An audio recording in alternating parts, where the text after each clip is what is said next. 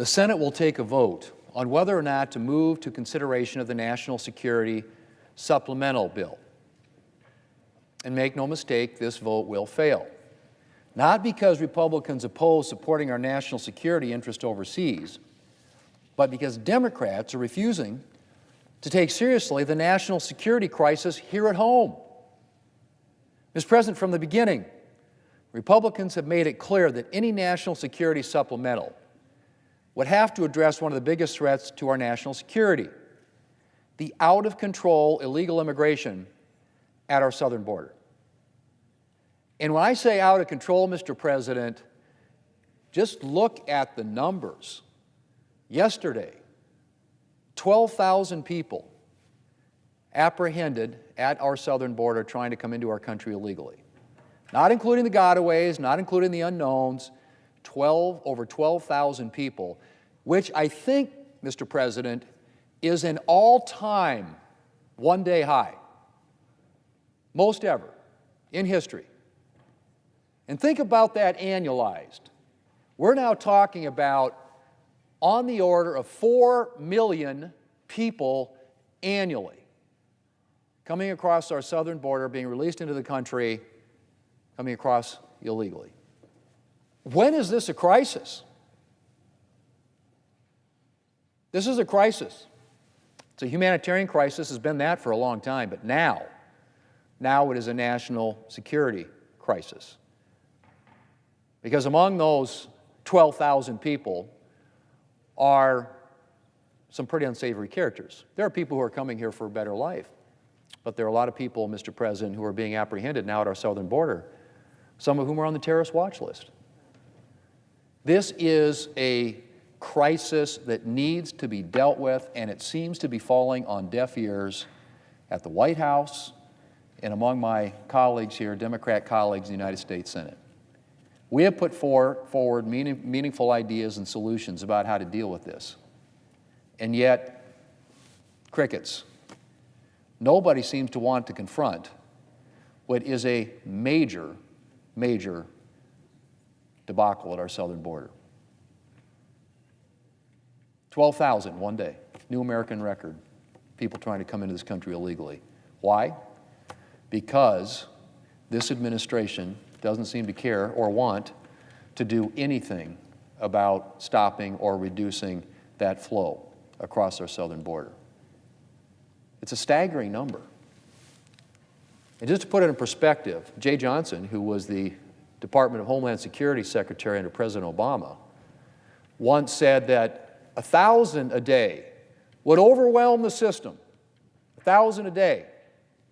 He went on to say, I can't even comprehend what 4,000 a day would look like. Yesterday it was 12,000. Now, if you sustain that rate, annualize that rate, as I said, you're talking about 4 million people annually being released into this country.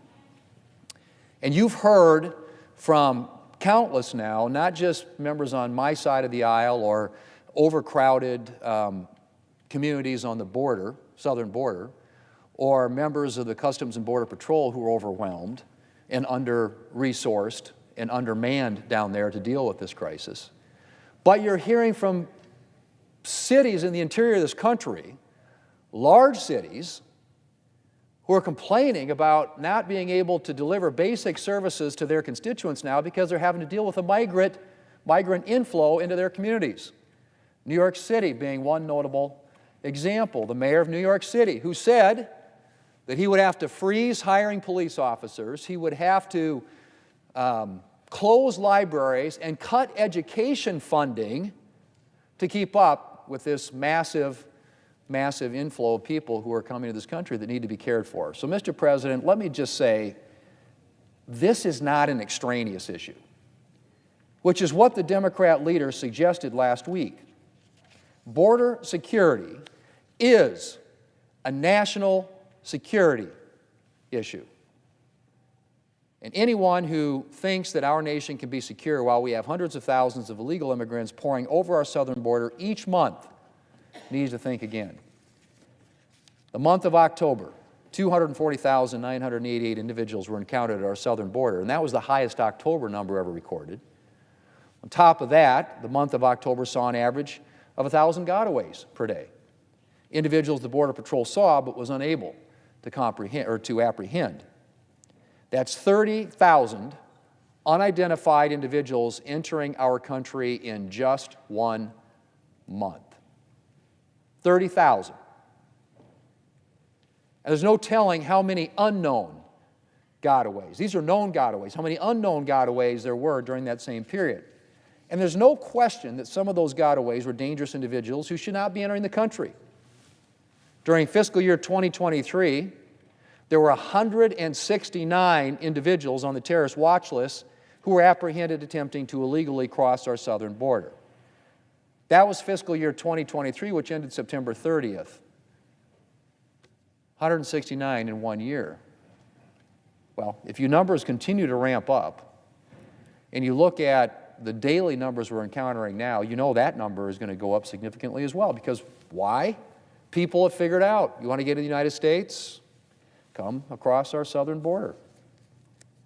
And thousands of what are known as what we call special interest aliens, or those individuals who may pose a threat to the United States, have been apprehended trying to illegally cross our southern border over the past 2 years. Then there have been the criminals who are trying to make their way into the United States, and those range from drug traffickers to child predators. One border reporter noted last month, and I quote, "Border Patrol's Del Rio sector has arrested at least 21 child sex predators crossing illegally since the new fiscal year began on October the 1st, end quote. 21 child sex predators in a single sector of our southern border.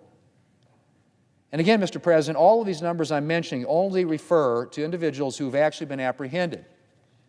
With 30,000 unknown individuals entering the United States in October alone, there's no telling how many terrorists, how many criminals, how many other dangerous individuals have made their way into our country without our knowledge. So, Mr. President, I think it's fair to say that the issue of border security is not extraneous, but is in fact fundamental to our national security and something that the Democrat leader ought to realize.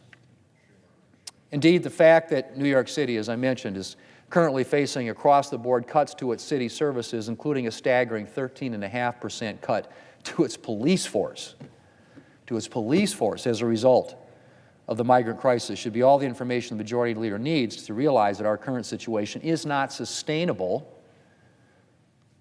even without the national security risks posed by unchecked illegal immigration. Now, Mr. President, I support aid to Israel, Taiwan, and Ukraine, and that I believe it is in our national security interest to support these allies. So I want to see us take up this national security supplemental. But national security begins at home.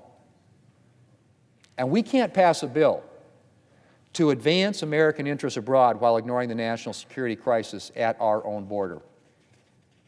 We owe the American people better than that.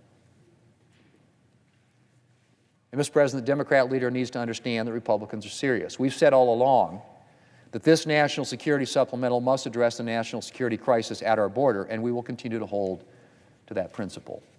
And while we recognize that in a negotiation neither side will get everything it wants, the final border security component of this supplemental must have real teeth.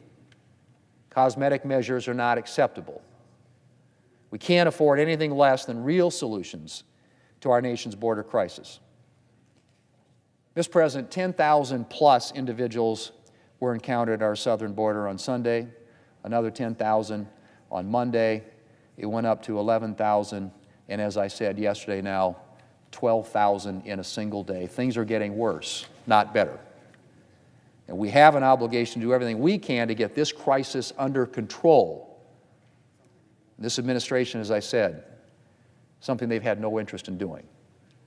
So I will vote against moving to the supplemental while it lacks serious border security policy changes, and I hope that today's failed vote will clearly demonstrate to our Democrat colleagues that there will be no national security supplemental without the kind of border security measures that we need to keep our nation secure. Mr. President, I yield the floor. Clerk will call the roll.